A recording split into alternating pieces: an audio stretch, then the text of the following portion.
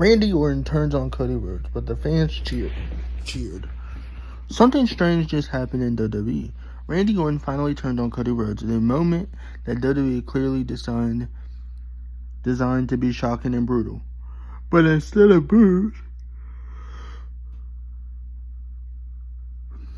the crowd cheered.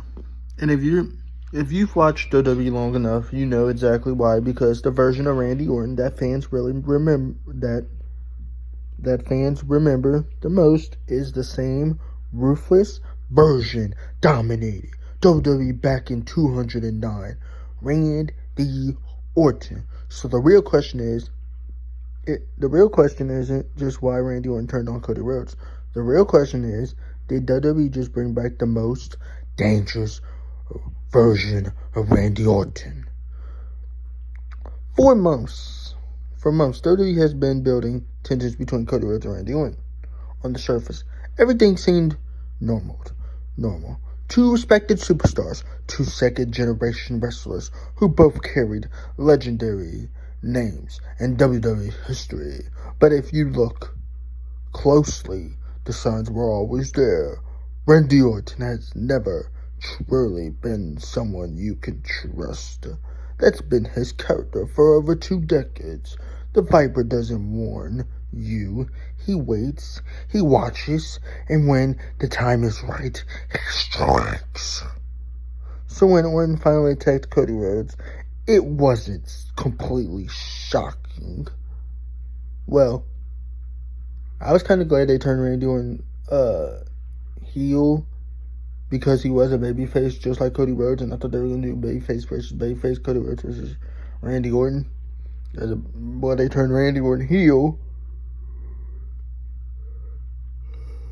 which was so smarter. What was shocking was the crowd reaction, because instead of outrage, the arena erupted. Fans weren't angry, they were excited, and that reaction says a lot about Randy Orton's legacy. Why fans love heel Randy Orton. To understand why fans cheered this moment, you have to go back to 2009, because that year you created one of the most unforgettable villains WWE has ever produced. Back then, Randy Orton wasn't just a heel, he was terrifying. This was the version of Orton that punk kicked legends, destroyed the entire factions, and physiology tortured his opponents. He didn't care about popularity. He didn't care about respect. He only cared about control. And that's what made him so dangerous.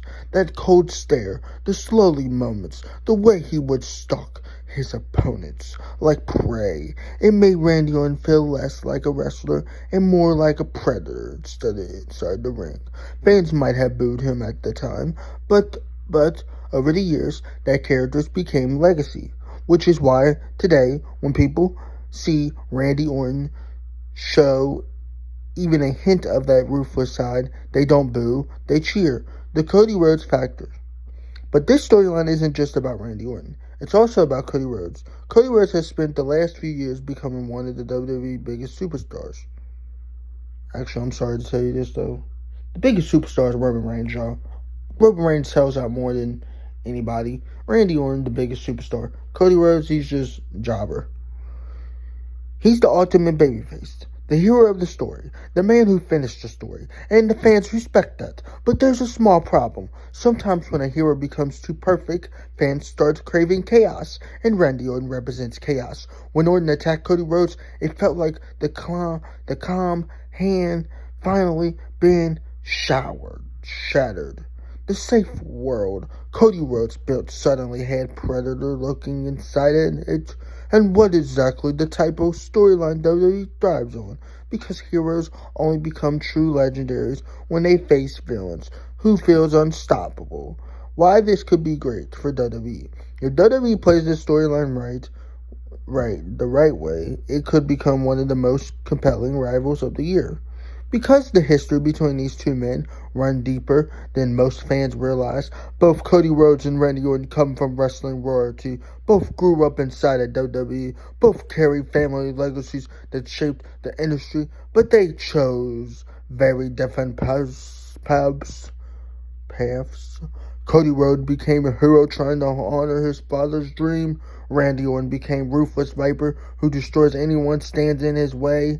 That contrast is perfect for storytelling. If this feud continues to escalate, we could see mind games, brutal attacks, and maybe even the return of the most dangerous version of Randy Orton we've seen in over a decade.